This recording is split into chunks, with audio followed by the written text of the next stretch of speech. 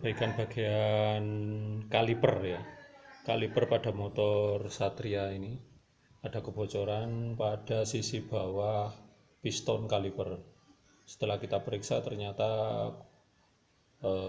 bagian pistonnya masih bagus, tidak ada goresan, cuman kotor aja. Terus di bagian rumahnya ini yang perlu perawatan, ada kotoran-kotoran, kerak-keraknya itu yang mengganggu pergerakan dari piston sehingga terjadi kebocoran. Karena kalau tekanan dari handle rem itu tidak mampu menggerakkan piston, maka tekanan itu akan mendorong oli untuk keluar dari rangkaian disc brake atau rangkaian rem cakram. Makanya kalau piston nggak bisa gerak itu pasti bocor.